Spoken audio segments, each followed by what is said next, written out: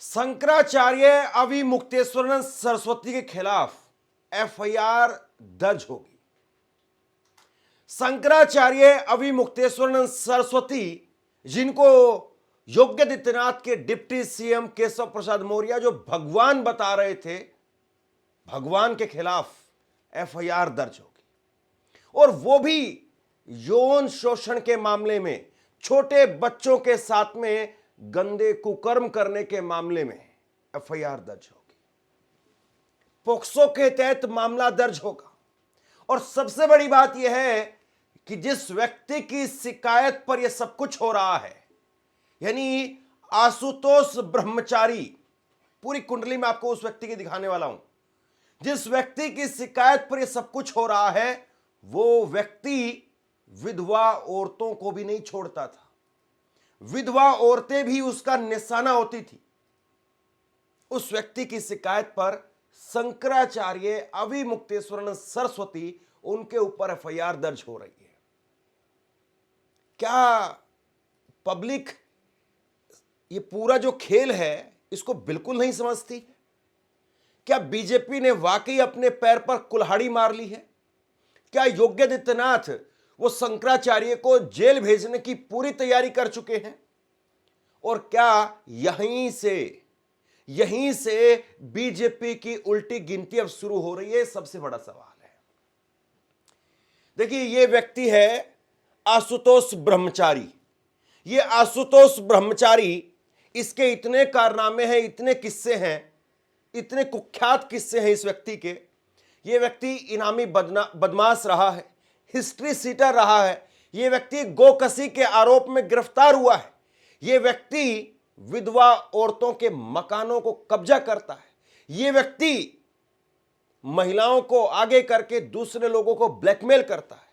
ये व्यक्ति अपने पड़ोसियों को कोर्ट मैरिज के बहाने ले जाने के नाम पर उनकी जमीन हड़प लेता है। इसके इतने किस्से हैं, इतने कहानियां हैं। 21 मुकदमे दर्ज है इस व्यक्ति के खिलाफ। और आज की तारीख में ये बीजेपी की आंखों का तारा बना हुआ है। और आशुतोष ब्रह्मचारी अपने आप को कह रहा है।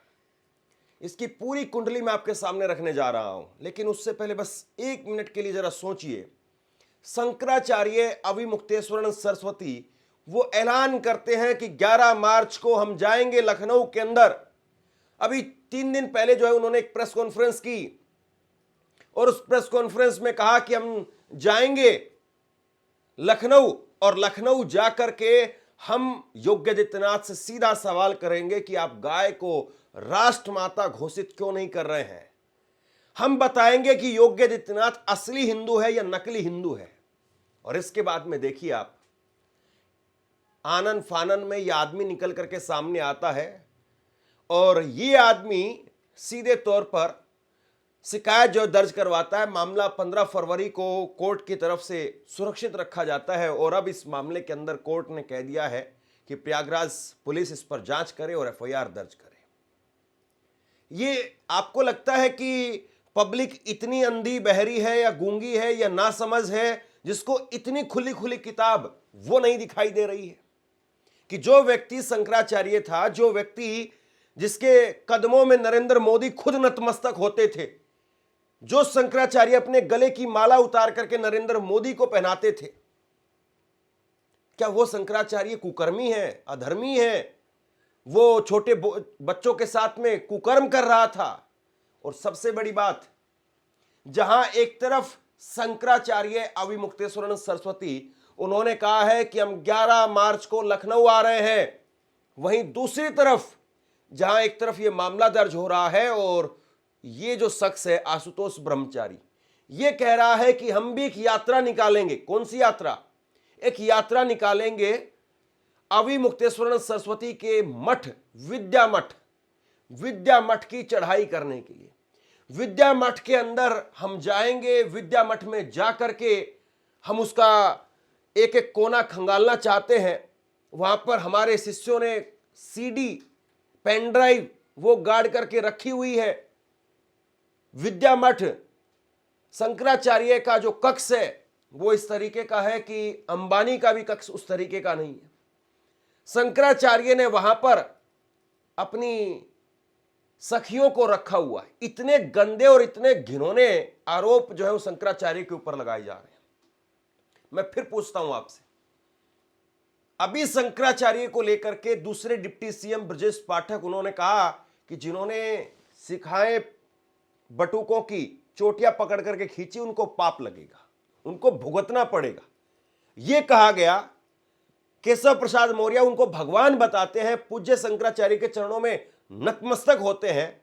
और योगी आदित्यनाथ उन्होंने पहले कालनेमी कहा, योगी आदित्यनाथ उसके बाद में वो कहते हैं विधानसभा के अंदर खड़े होकर के कहा कि साहब ये जो शंकराचार्य है, ये शंकराचार्य अपने आप को कहलाने के लायक नहीं है। ऐसे ही कोई हर आदमी अपने नाम के आगे शंकराचार्य नहीं लिख सकता है। और अब जो है ये एफआईआर की बात हो रही है। अब इसको लेकर के देखिए शंकराचार्य की तरफ से क्या कहा गया है। सबसे पहले मैं आपको वो बताता हूं और फिर उसके बाद में इस आशुतोष ब्रह्मचारी की पूरी कुंडली, पूरा चिट्ठा आपके सामने रखूंगा। कैसे इसने मंदिरों पर कब्जा किया, कैसे ये फ्रॉड फर्जी तरीके से जो पीठाधीश्वर है वो बन गया।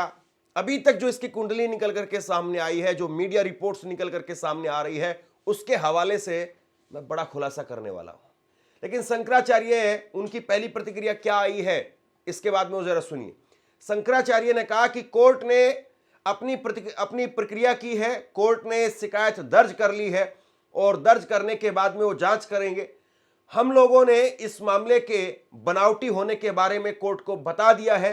जो व्यक्ति आशुतोष शिकायतकर्ता के नाम का व्यक्ति है, उनका नाम हिस्ट्री शीटर के तौर पर उत्तर प्रदेश के शामली जिले के कांदला थाने के अंतर्गत दर्ज है। बहुत सारे लोग ऐसे हैं जो खुद भुगत भोगी हैं, कहते हैं कि उन्होंने आशुतोष पांडे ने उनके ऊपर भी झूठा केस दर्ज किया। हमारे ऊपर जो आक्षेप लगाया गया है वो अपने आप को जगत गुरु कहने वाले व्यक्ति के चेले के द्वारा लगाया गया है। इसका मतलब यह है कि सनातन धर्म को किसी बाहरी व्यक्ति से खतरा नहीं है, बल्कि ये अंदर के लोग जो हिंदू धर्म को नष्ट करना चाहते हैं, शंकराचार्य नाम की संस्था को नष्ट करना चाहते हैं, उनसे असली खतरा है। अब मैं जरा आशुतोष ब्रह्मचारी की कुंडली आपके सामने रखता हूं। पहले कुछ फोटो आपको दिखा देता हूं। ये आशुतोष ब्रह्मचारी जो है, सबसे पहले तो ये राम भद्राचार्य के चेले हैं। ये तस्वीर आप देख लीजिए, राम भद्राचार्य वो इनके सिर पर हाथ रख रहे हैं। इस तस्वीर से आपको बहुत कुछ समझ में आ जाएगा। इसके बाद में शंकराचार्य के ऊपर आरोप लगाने वाले ये आशुतोष ब्रह्मचारी वो साध्वी निरंजन के साथ में बैठे हुए हैं। ये आपको तस्वीर जो है वो नजर आ रही है। इसके बाद में एक तस्वीर और देखिए, ब्रजेश पाठक उनके साथ में भी तस्वीर है। और यही आशुतोष ब्रह्मचारी वो बड़ी माला के बीच में ब्रजेश पाठक के साथ में नजर आ रहा है।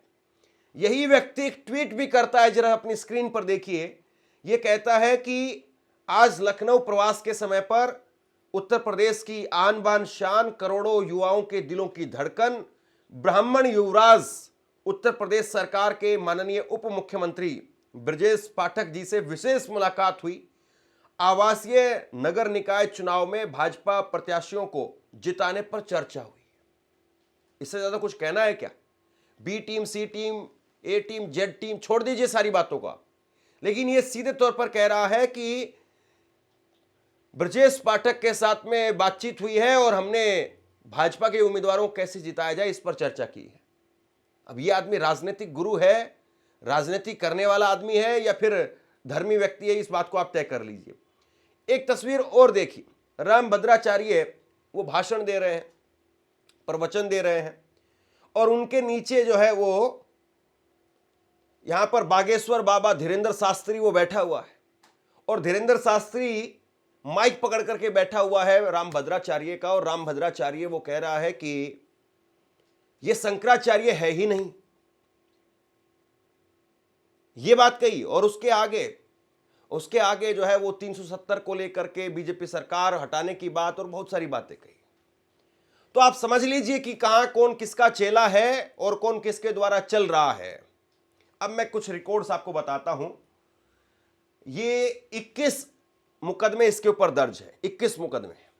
और ना केवल 21 मुकदमे दर्ज हैं, बल्कि इसकी जो कहानी है मैं बहुत शुरुआत से आपको रखता हूं आपके सामने। इसके जो दादाजी थे वो एक मंदिर के अंदर पुजारी थे। ये उत्तर प्रदेश के शामली का रहने वाला है, आशुतोष पांडे अभी इसने अपना नाम रखा हुआ है, बाकी इसका नाम पहले था अश्वनी शर्मा, अश्वनी पांडे। और इनके पिताजी, उनका नाम है राजेंद्र शर्मा। राजेंद्र शर्मा वो एक ट्रक ड्राइवर थे। इनके 4 बेटी और 4 बेटे बताए जा रहे हैं। इनके एक और भाई, आशुतोष पांडे के एक और भाई प्रशांत पांडे, उनके ऊपर में मुकदमा दर्ज है। और उनके ऊपर यह भी आरोप है कि उन्होंने एक दलित लड़की के साथ में दुर्व्यवहार किया, और न केवल दुर्व्यवहार किया बल्कि उससे फिर शादी भी कर ली। ये प्रशांत पांडे 25,000 रुपए का इनामी बदमाश भी रहा है। इसके ऊपर पुलिस ने 25,000 रुपए का इनाम भी रखा। अब इसकी कहानी यह है कि 2004 के अंदर, ये कहा जा रहा मीडिया रिपोर्ट्स जो अभी तक सामने आई है, 2004 में इन्होंने एक मंदिर पर कब्जा कर लिया। मंदिर वैश्य समाज का था। इस मंदिर के पुजारी इनके दादा थे, और उसी मंदिर पर इसने कब्जा कर लिया, खुद ने कब्जा किया। और कब्जा करने के बाद में मंदिर का पीठाधीश्वर बन गया ये व्यक्ति। और पीठाधीश्वर बनने के बाद में उस मंदिर का नाम भी बदल दिया, और उसी मंदिर का नाम बदल करके ये फिर पीठाधीश्वर जो बन गया। 2007 के अंदर यही शख्स, 2004 में जो है वो पीठाधीश्वर बन गया एक तरीके से, 2007 में यही शख्स अपने पड़ोसी जयदीप से कहता है कि तुम्हारी कोर्ट मैरिज करवा देता हूं। और कोर्ट मैरिज करवाने के बहाने अपने पड़ोसी को लेकर के गया सब रजिस्ट्रार के ऑफिस के अंदर, और वहां पर ले जाकर के इस शख्स ने साइन करवा लिए अपने पड़ोसी के। लेकिन मैरिज सर्टिफिकेट पर साइन नहीं करवाए, उसकी जमीन वो उतरवा ली अपने नाम पर, अपने खुद के पड़ोसी की। और इसके बाद में उस जमीन पर कब्जा करके बैठ गया। फिर उसके बाद में वहां के एक स्थानीय नेता है वीरेंद्र, और वीरेंद्र ने इस मामले के अंदर बीच बचाव किया, दखल किया। और उसके बाद में करीब 5 साल के बाद में ये जमीन फिर वापस उसके पड़ोसी को मिल पाई। यानी कोई आपस में विवाद हो गया, और उसके बाद में पड़ोसी की जो जमीन थी 5 साल के बाद में जो है वो वापस की। और फिर देखिए आप, उससे 8 लाख रुपए भी ले लिए पड़ोसी से। ये शख्स है जो शंकराचार्य पर जो है वो निशाना लगा रहा है, शंकराचार्य पर जो आप ये कहिए कि इस वक्त में फायरिंग कर रहा है आरोपों की, ये शख्स है। अब इसके बाद में इसकी कहानी और सुनिए। हिस्ट्री सीटर रहा, इनामी बदमाश रहा, अपराधों के अंदर कई बार ये गिरफ्तार हुआ है, ये इसकी कहानी है। और इसके अलावा सुनिए आप, इसके अलावा 2012 के अंदर जिस वक्त में जेल में था, एक बार इसने जेल में रहते हुए मंत्री के लेटर पैड का इस्तेमाल करके जेल अधीक्षक को तबादले का आदेश जारी कर दिया। सोचिए किस लेवल का फ्रॉड आदमी है ये जेल में था खुद, फिर उसके बाद में मंत्री जी के लेटर पैड का इस्तेमाल किया फर्जी तरीके से, और जेल अधीक्षक को कह दिया कि आपका ट्रांसफर हो गया। बाद में उस मामले में भी जांच हुई, और जांच के बाद में उस मामले में भी इस पर मुकदमा दर्ज हुआ। ये उस लेवल का फ्रॉड आदमी है। अजय शर्मा आईपीएस और कप्तान, उन्होंने मिल करके इसे जांच करके हिस्ट्री सीटर घोषित किया। गोकशी के केस में इसको गिरफ्तार किया और इसको जेल में भेजा। कई बार ये जेल जा चुका है। इसके बाद में इसने अपने एक पड़ोसी तरुण अग्रवाल पर एक महिला के यौन शोषण का जो है वो केस करवाया, यानी महिला को एक तरीके से मोहरा बना करके और उसके ऊपर मुकदमा करवा दिया। ये ब्लैकमेल करने वाले जो खेल होते हैं, ब्लैकमेल करने वाले जो आदमी होते हैं, जो इस तरह का प्रपंच करते हैं, वो एक काम कर रहा था। 2011 के अंदर इसने हरियाणा यूपी में गौ तस्करी का काम शुरू किया। यानी ये सारा दिन जो है वो गौ माता करते हैं। मीडिया रिपोर्ट्स में यह है कि 2011 में ये हरियाणा यूपी में गौ तस्करी का काम जो है शुरू कर देता है। फिर इसके बाद में पकड़ा गया, पकड़ने के बाद में ये जेल के अंदर गया। एसडीएम, अब एक किस्सा और है इसका, 2010 का। 2010 में इसने मोहल्ले के अंदर ही एक विधवा महिला, उसका मकान लिया स्कूल चलाने के लिए, और स्कूल चलाने के लिए मकान लेता है और किराए पर, और उस पर कब्जा कर लिया। विधवा महिला, बेचारी विधवा महिला, उसका मकान कब्जा कर लिया। फिर उसके बाद में एसडीएम ने उस मामले के अंदर उस विधवा महिला की बात को सुना, यौन शोषण का केस दर्ज हुआ, उस महिला के साथ में भी इसने गलत काम किया। फिर उसके बाद में उनका समझौता हुआ, तब जाकर के वो मकान छूटा। तो ये इसके किस्से हैं। शामली के अंदर एक लड़के को, बेरोजगार लड़के को जो है ये लेकर के जाता है कि तुम्हें नौकरी लगवाऊंगा, और नौकरी ले जाने के बहाने जो है ये लेकर के चला जाता है लखनऊ, और वहां पर 3.5 लाख रुपए चोरी कर लेता है। और फिर इस मामले को लेकर के हजरतगंज थाने में इसके खिलाफ धोखाधड़ी का केस दर्ज हुआ। जिस आदमी के खिलाफ इतने केस हैं, इतने किस्से हैं, इतनी कहानियां हैं, उस कुख्यात आदमी को आप शंकराचार्य, भगवान शंकराचार्य, उनके ऊपर आप जो है वो खड़े कर रहे हैं, सामने खड़े कर रहे हैं। अब जरा सुनिए इस शख्स को, ये कह रहा है कि हम भी यात्रा निकालेंगे, यानी टकराव, सीधा तौर पर टकराव। और मीडिया आपको पता किस तरीके से अब इस मामले में पूरा खेल रचेगी। एक मिनट आराम से करो, कोई दिक्कत नहीं है। इशारा है, भारतवर्ष कर दो। महाराज जी, आज क्या कोर्ट ने फैसला सुनाया है, क्या पूरा मामला था? न्याय के मंदिर से न्याय मिला है, और न्याय के देवता ने हमें हमारे नाबालिग बच्चों के साथ जो गलत काम हुआ है, कुकर्म हुआ है, लैंगिक अपराध हुआ है, उसकी सुनवाई करते हुए एफआईआर के आदेश झूसी थाने को कर दिए हैं।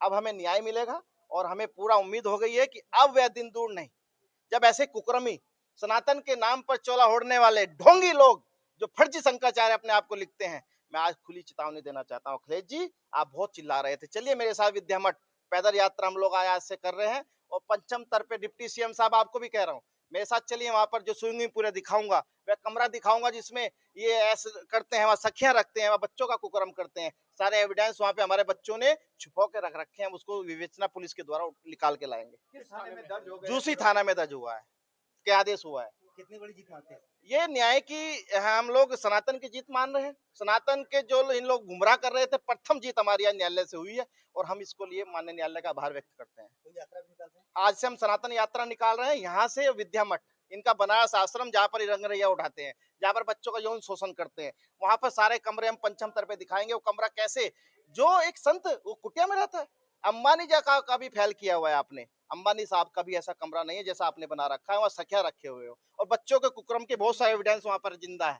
हमारे बच्चों ने वहाँ गार्ड रखे हैं, जो वहाँ पे सीढ़ियां हैं, वो सब उपलब्ध होंगी। एफआईआर के आदेश हो गए, आगे लड़ाई किस तरह चलेगी? अब विवेचना हमारी पुलिस करेगी, और पुलिस में जो तथ्य सामने, हम तो पूरे एविडेंस माननीय न्यायालय को भी दिखा दिया है, और पुलिस को भी अपनी सारी विवेचना में हम सहयोग करेंगे। महाराज जी, जब आप यहाँ आए तो आपको झूठा बताया गया था कि झूठे आरोप लगा रहे हैं आप। आज वह साबित हो गया है, माननीय न्यायालय ने मान लिया है कि कोई झूठा आरोप नहीं है। ऐसे घिनौने लोगों को जेल में रखा जाए, इसलिए माननीय न्यायालय ने एफआईआर का आदेश किया है। थोड़ा कटवेज बना। कुल मिलाकर के अब देखना यह है कि जनता किसके साथ में है। जनता क्या ये आशुतोष ब्रह्मचारी, जिसके इतने किस्से हैं, इतनी कहानियां हैं, इसके साथ में इस पर विश्वास करती है, या फिर शंकराचार्य पर विश्वास करती है। देखिए, कोर्ट तो अपना काम करेगा, अब कोर्ट पर क्या आप टिप्पणी कर सकते हैं, लेकिन सवाल यह है कि अभी जो ये सब कुछ किया जा रहा है, और शंकराचार्य को भी कुकर्मी, अधर्मी ये बताया जा रहा है, तो ऐसे में चुनाव भी तो है साहब, और ये किसके इशारे पर किया जा रहा है, कौन कर रहा है, ये भी तो लोगों को समझ में आ रहा होगा। कहीं ऐसा तो नहीं है कि ये बीजेपी ने अपने पैर पर कुल्हाड़ी मार ली है और यहीं से बीजेपी की उल्टी गिनती शुरू हो जाएगी। आप क्या सोचते हैं, नीचे कमेंट बॉक्स में लिख करके जरूर बताइए। इस खबर को शेयर कीजिए। धन्यवाद।